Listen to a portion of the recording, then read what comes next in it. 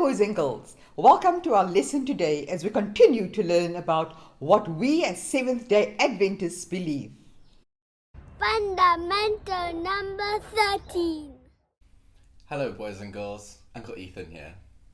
Hang in there, we are almost halfway through our lessons on what we believe as Seventh-day Adventist Christians. Last week we learned that the church is God's people all over the world.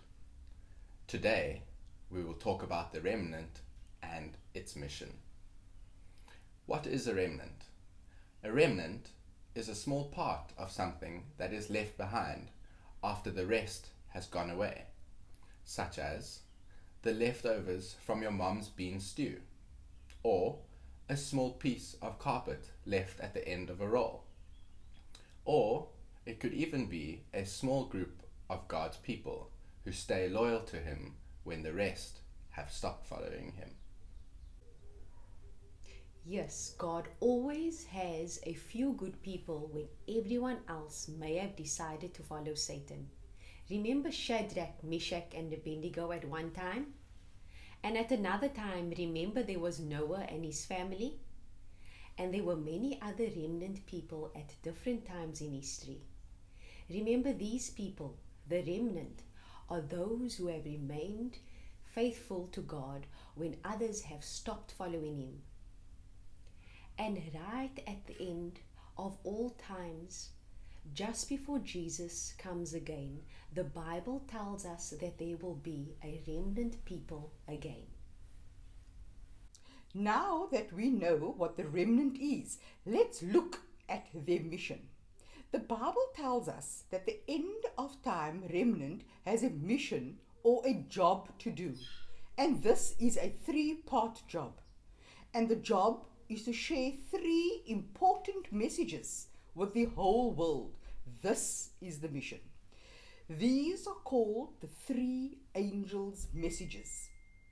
Message number 1, the remnant must share with the world is that it's time for God's judgment. In Revelation 14 verse 6 and 7, and when God's judgment is done, He'll come again to rescue His people from this messed up world.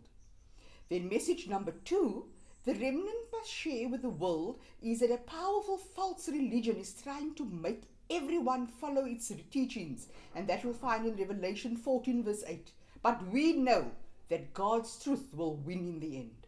Message number 3, the remnant must share with the world is not to follow this false religion, and that if you do, you won't be able to live with Jesus forever. Revelation 14 verse 9 to 11. Scary, but this message is scary on purpose because Jesus wants you to choose Him and live with Him forever. God's faithful few people, the remnant, tell other people the three messages until Jesus returns to this earth. Now, there are three ways to spot the end-time remnant. Number 1, they keep their faith in Jesus, and we find this in Revelation 14 verse 12.